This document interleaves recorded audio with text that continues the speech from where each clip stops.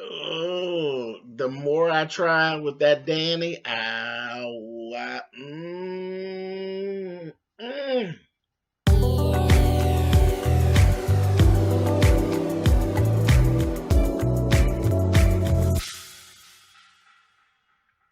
Hey guys, thanks so much for clicking on the video. This is my review for Sistas.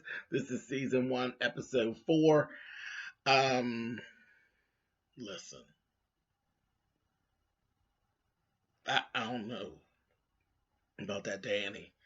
That Danny, she just sends all my bells off. Just ding, ding, ding, ding, ding, ding, ding, ding, ding. Some of her moves are so questionable. It just sends my bells off. I'm like, mm-mm. Anyway, yeah, she is. Who's the weakest link? Miss Danny. Miss Danny is the weakest link. The craziest, the most problematic. She's a whole lot. Anyway, let's start this. Um, Andy and her boss. Do you all get the feeling that he kind of sweet on her? Because he seems like an ass and he seems kind of mean, but at the same time, I'm watching how he moves, and he moves in a way. I know when she wins, he wins, but it's like he really does want her to win. I think he kind of sweet on her. He's cute. Now I think them two, maybe she not her working at that firm with him, but I think they would make a fierce old power couple. But you know, the heart wants who they want. You don't be paying attention to anything else. But anyway, so when he told her, "I'm looking out for you," I want you to go home. You know, you look like you've been crying. Go home. And he kept telling her, we are in the business of making money. So, he has that hard edge, but there's another edge to him that's very protective. And it just kind of seemed like he's a little sweet on her. I don't know. You all tell me what you all think. This is what I've been kind of picking up on. But yeah, I think them two would make a fierce old power couple. But then I wouldn't want them at the same firm. I wouldn't want her working underneath him, and they actually dealing with each other. Anyway, moving on.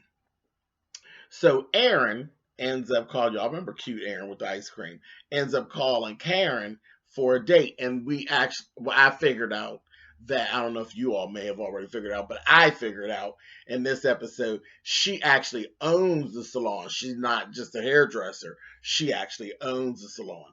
So I was like, girl, you walking up out of this salon. I hadn't worked at a salon a time or two. I don't know about this just walking out, leaving clients. But even when you own it, walking out, leaving clients. But I mean, surely if my boss had to walk out, there would be no issue with us finishing up her clients if we had to do it. No big deal. But anyway, so that I'm glad I got that under wraps. It's like, okay, now it makes a little more sense. One thing that she had, I loved her boots. I loved her dress. I hated them together because I don't understand a thigh high boot underneath something. Like, I just think anytime you're wearing a thigh high boot, the boot is the focal point. So it just kind of looked stripperish to me to have the boot underneath the dress like that. It just gave me stripper tease, and I just was like, didn't like it. But I like the boots and I like the dress, just not together. Anyway, she's cute. She's a cute little thing, man. So, okay, Danny and this co-worker, very cute girl with the real soft wave, blonde wave hair. And Danny was interrogating this girl, and come to find out this girl was like sweet as pie. She's like a pastor's daughter, and it was all about Zach. And she told her that Zach gave her herpes and all of this stuff. And I'm sorry, it wasn't her father, it's her uncle is a pastor. And come to find out that Zach has actually been staying at a shelter that they run. And she was like looking at Danny like Danny was completely crazy, and then asked Dan, "Can I pray for you? I know that's something strange that you would see at work, but girl, I think I need to really pray for you." Now that made me laugh. I said, "You know what? That was pretty good." And Dan, because Danny's just over the top. She's too much. Talking about that man that gave her herpes. Anyway, moving on. So, Sabrina and the coworker. Okay, so I ain't gonna fuss about this every week, y'all. I'm just gonna. I'm gonna surrender. I'm gonna surrender as much as I can, as much as I can, because I just don't want to be fussing about the same thing week in, week out, week in, week out with this show if I'm gonna be reviewing this show. So I'm gonna try to let it go as much as I can. But this with them two is so problematic for me. Watching this, I just can't stand it. Um, the way he speaks to her, I just can't. Mm-mm. Not y'all talking y'all friends. He called her a judgmental bitch, and he kept calling her bitches and calling her hoes, and it was just more of that cliche garbage, where what makes people think that a lot of times like gay men do not care for black women. And I just don't know. I don't know what that playing field is. I don't understand that verbiage is just, I mean, I'm not blind to what goes on. I mean, I know a lot of gay guys do actually, them and their good Judies, like bitch this and bitch that. I just don't do that. Again, I grew up in a different time. I am a 47-year-old gay black man. I'm not a 20-year-old gay black man, though I'm not like an old acting gay. I know what goes on. I'm very aware of what goes on. Some things are just a little problematic for me. I just can't. I just don't feel it. And even seeing it here and then being on YouTube where a lot of little stuff exists, like there's little nuances of YouTube who are sitting waiting, little nooks and crannies that are sitting waiting to perpetuate that whole black gay male versus black females. There are people, and I don't want to call them bad names, so I'll just call them nuances. Little groups that want to perpetuate that battle between the two, and stuff like this doesn't help. So Tyler, again, you may never hear this, but if you do, cut the shit out because it's not helping. It's not helping. I don't like it. I don't like it. I don't like what it gives, and it is very uncomfortable to watch. And like I said, I'm gonna try to surrender and not mention it. But when it bothers me, I probably will mention some things, but I'll try not to do it every week. Anyway, moving on. So yeah, I don't even know what the hell they were talking about because it was so problematic, their conversation. Well, it was like a back and forth, and he basically ended up telling Sabrina, you're getting mad at me. You're all mad at me and acting shady to me now when he's not gay. And the whole thing was he was actually trying to get at you, and he was trying to take me out to actually get closer to you. So I was like, okay, cool. But surely we could have rewrote that scene and it didn't have to be that way. That scene was trash. Anyway, moving on. So Andy and Karen end up talking because everything that was actually going on at the office, she had already called. Andy had called Karen before she started crying and all of that, last week, at the end of last week. And she came over there and she met her and they talked about everything. And she was saying, I'm so mad. And she sounded really foolish and what was going on and the way she wanted to handle it. I'm so mad at him. Actually, that's your out. Like, that is your out. All of this that went on is your out. And you're so angry because you really don't want it to be over. And they basically talked each other off the ledge yet again. And then they're smoking weed. I said, Lord have mercy, not at your business. But anyway, so they did all that.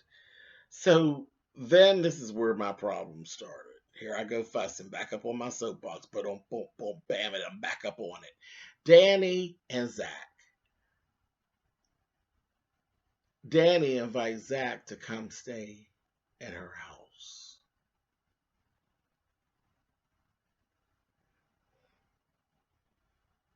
And he denied it at first. He was denying it and saying, no, because you're a night crawler.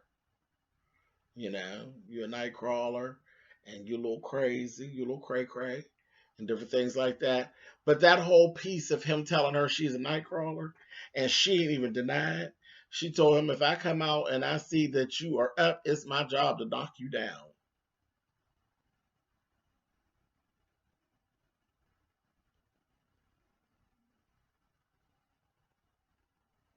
I just don't think this is a good idea.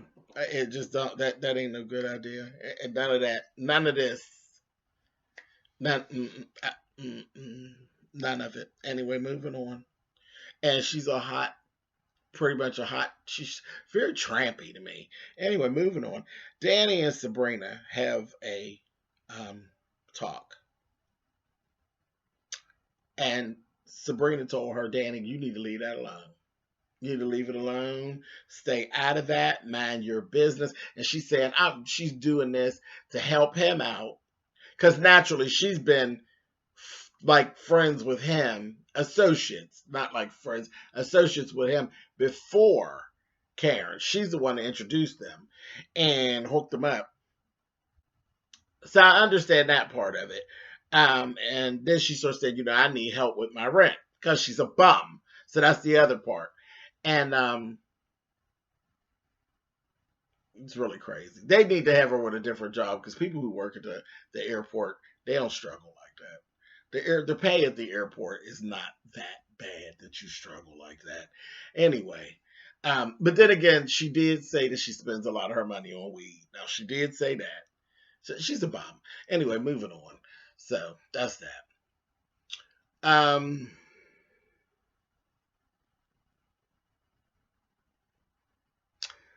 While Sabrina and Danny are out, they're actually at the grocery store, and Sabrina is shopping because she's getting ready to make dinner for Calvin. And Danny's like laughing and kind of like teasing her, like, and all that bull. And while they were there, they end up running into this guy, Jerome, and his new girlfriend.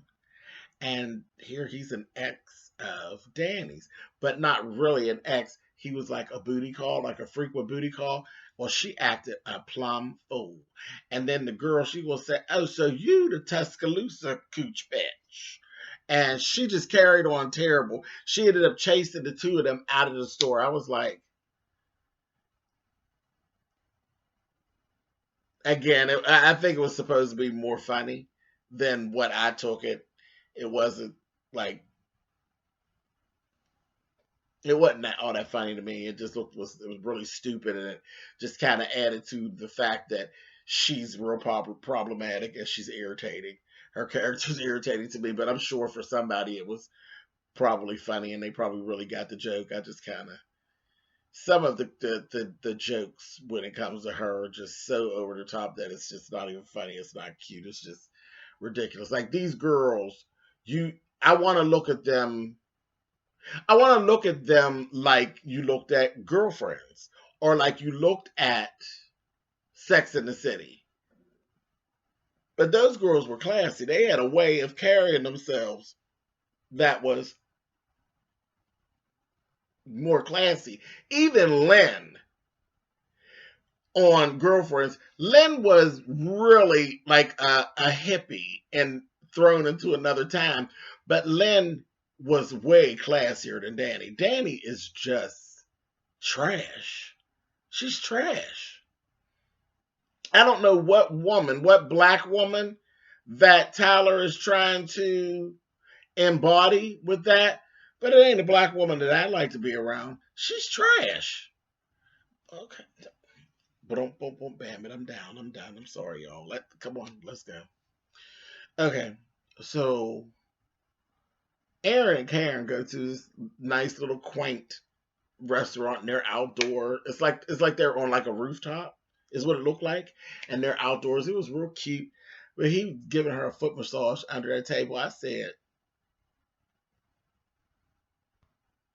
and they start talking about their backgrounds, and she's saying, okay, so you were in the service and all of this, so that explains your body and all of that. And I was looking at him at the table, and yes, he really does have a body and all of this.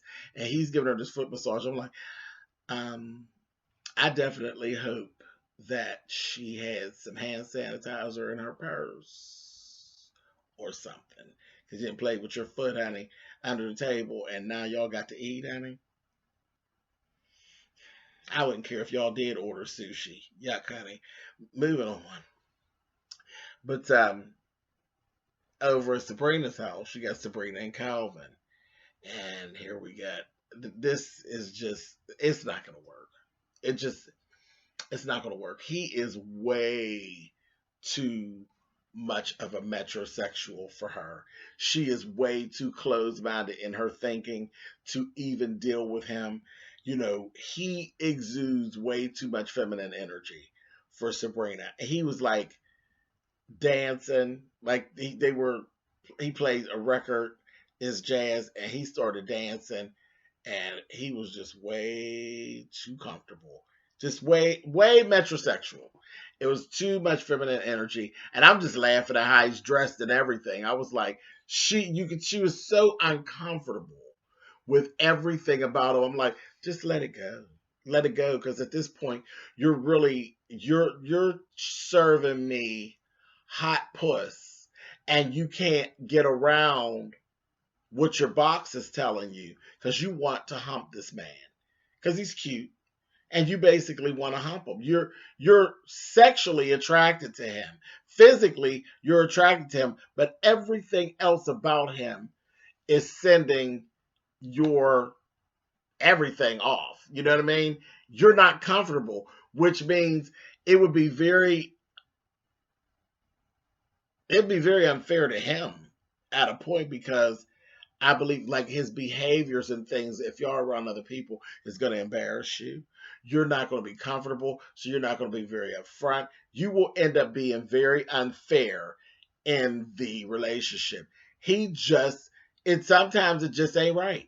He just exudes too much feminine energy for you. You don't have a comfort level with that. You got questions and that kind of thing, and you need to leave it alone. She needs to let it go. She really does. She needs to let it go.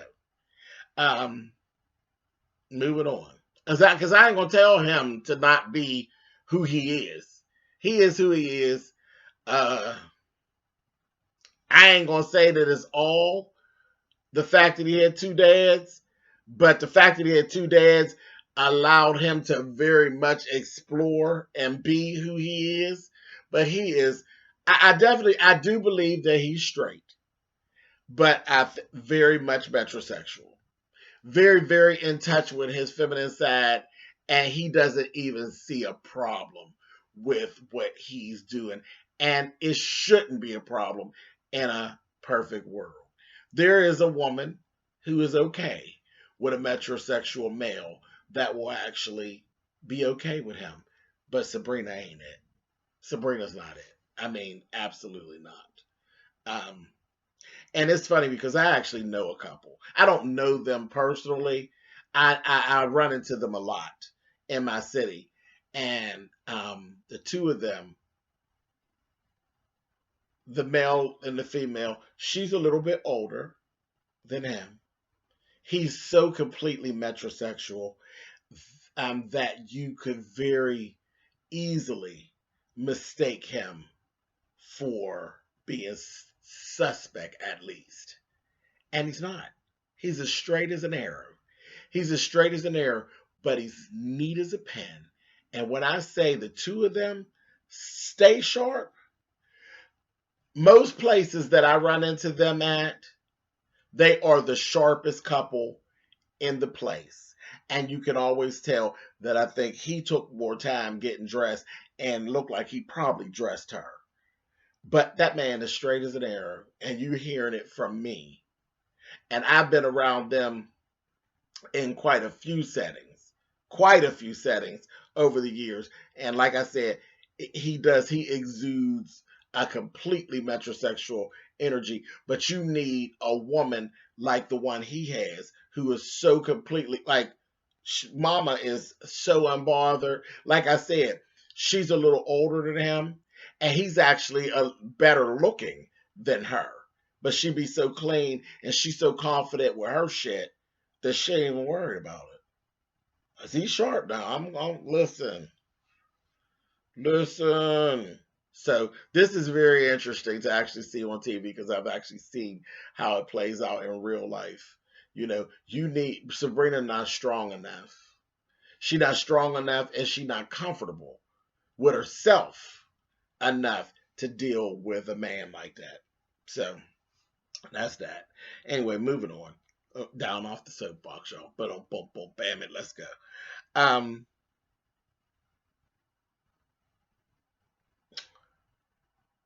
they start talking about Aaron's marriage. He's been married for 15 years, and she actually cheated, and he's pulling up, and he was asking her, "Do you know a good lawyer?" She actually gave him Andy's information. Um, yeah, she gave him Andy's information. I got kind of nervous. I got kind of nervous because I was like, I don't know.